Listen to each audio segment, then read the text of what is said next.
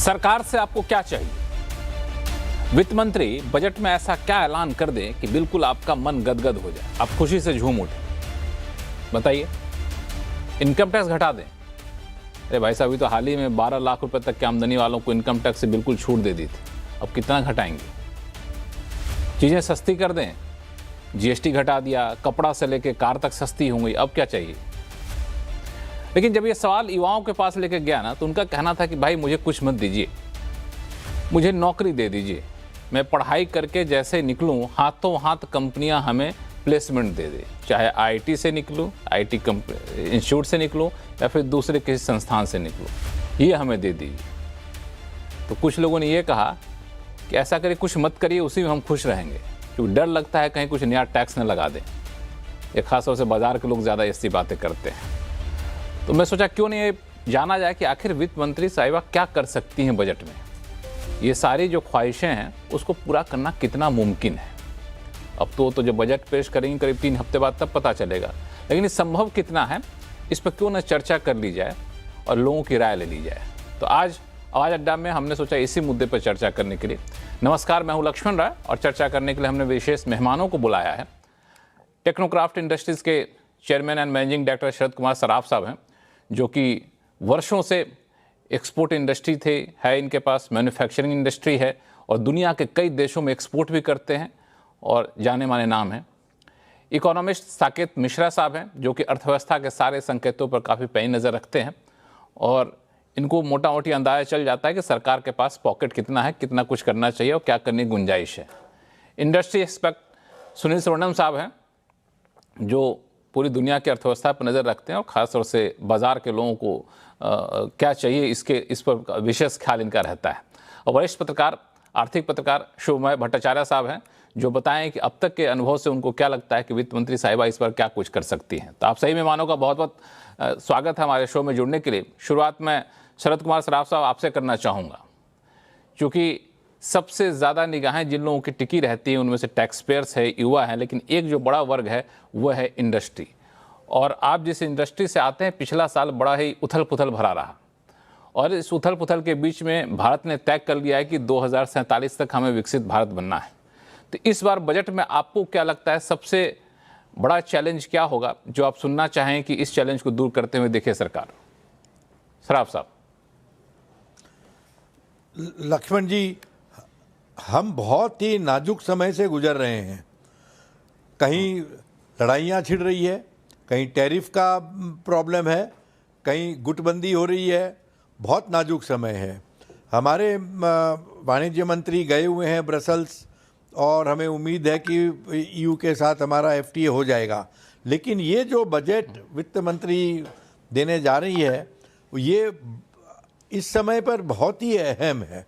मैं चाहता हूं कि उनकी नज़र 2 चीज़ों पर होनी चाहिए, एक तो एक्सपोर्ट का विकास प्रमोशन और एक इंडस्ट्री का विकास और प्रमोशन। ये दोनों चीज़ होनी अब बहुत ही ज़रूरी है, क्योंकि हमने जो यूएस टैरिफ में मार खाई है, जो खोया है, उसे हमें वापस कहीं न कहीं से उसको लाना पड़ेगा। तो मैं कुछ बातें आपको बताना चाहता हूं जो हमारी एक तरह की विश लिस्ट है, जो वित्त मंत्री हो सकता है उनके ध्यान में आ जाए। तो सबसे पहले तो हमारे यहाँ पर 35E जो पहले हुआ करता था, जिसमें इनकम टैक्स का वेटेड डिडक्शन दिया करते थे, मेरे ख्याल से कोई 15 साल हो गए, उसको वापस लाने की आवश्यकता है।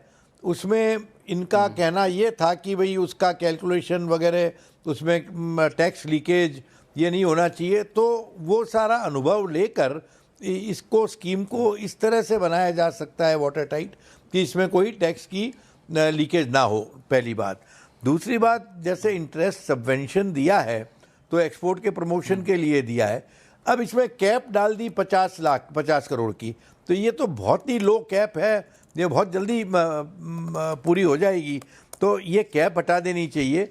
दूसरा, ये खाली एमएसएमई की तरफ इनका ध्यान है, लेकिन जो और इस्टेब्लिश इंडस्ट्रीज़ है, जो बड़ी इंडस्ट्रीज़ भी है, उनको सबको आज की तारीख में ज़रूरत है, प्रोत्साहन की ज़रूरत है, प्रमोशन की ज़रूरत है। तो इसको थोड़ा सा ब्रॉड बेस करके और इसका बजट थोड़ा बढ़ा के जिससे कि सारी इंडस्ट्री इसमें कवर हो जाए। तीसरी बात यह है कि अपने यहाँ पर रॉ मटेरियल जो है, जैसे कि स्टील है, hot rolled coil, cold rolled coil, तो ये फ्रीली एक्सपोर्ट अलाउ कर दिया और दूसरी तरफ से सेफ गार्ड ड्यूटी लगा दी इंपोर्ट के ऊपर। तो यहाँ मैन्युफैक्चरर्स की, इंजीनियरिंग गुड्स के जो मैन्युफैक्चरर्स हैं, एक्सपोर्टर्स हैं, उनको बड़ा नुकसान होने की उम्मीद है। और इसके सामने चाइना ने क्या किया है कि इनका एक्सपोर्ट करीब करीब बैन कर दिया। उन्होंने स्टील के एक्सपोर्ट के ऊपर वैट रिफंड देना बंद कर दिया। अब वो वैट रिफंड बंद कर दिया तो एक्सपोर्ट हो नहीं सकता, जिससे उनकी कॉस्ट जो है वो हमारी कॉस्ट से कम 25% कम है। और ये बात हमने हमारे वाणिज्य मंत्री के सामने भी रखी थी, लेकिन इसका अभी तक कुछ हुआ नहीं है।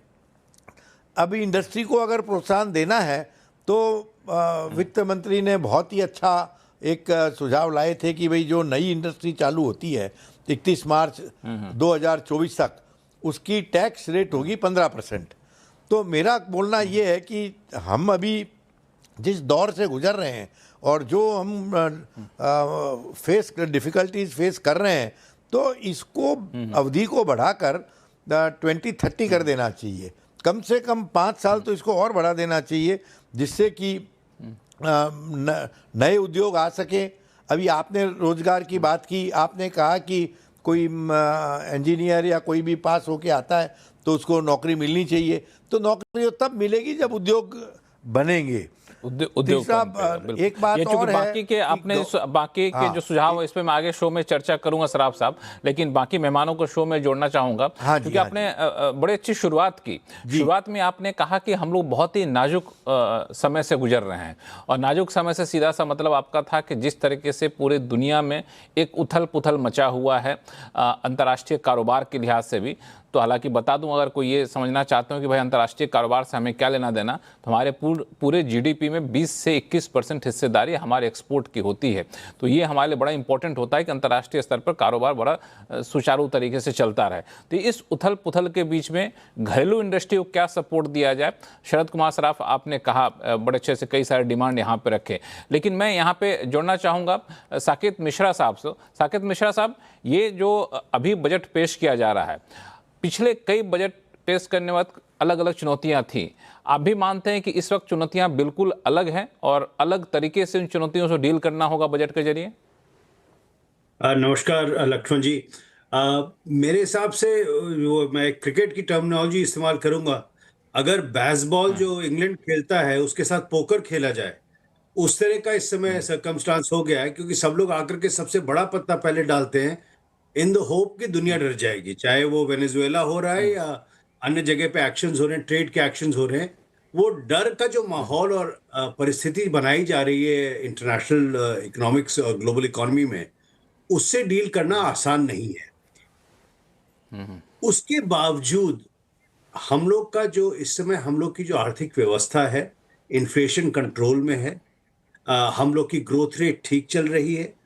मेरे हिसाब से इस समय हम लोग को बहुत सोच सूझबूझ के साथ और सोच समझ करके सोचना चाहिए कि हर रुपया जो सरकार खर्च करता है उसको कहाँ खर्च करना चाहिए।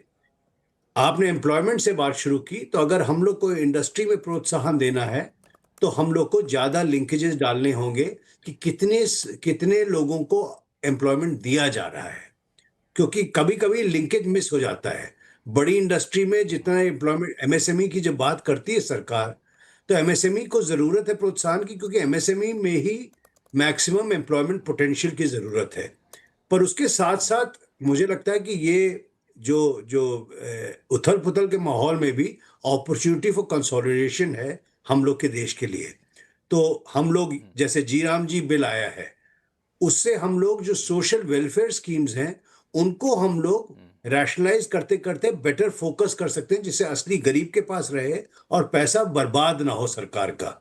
इसी तरह जो हम लोग का इंफ्रास्ट्रक्चर है, चाहे वो हाईवेज है, गवर्नमेंट की जो स्पेंडिंग है मेरे हिसाब से बढ़ानी चाहिए, पर स्पेंडिंग के साथ साथ सरकारी एसेट्स जो हैं उनके मोनेटाइजेशन को भी, जो हाईवेज बन रहे हैं उनके मोनेटाइजेशन को भी थोड़ी तीव्रता से करने की जरूरत है।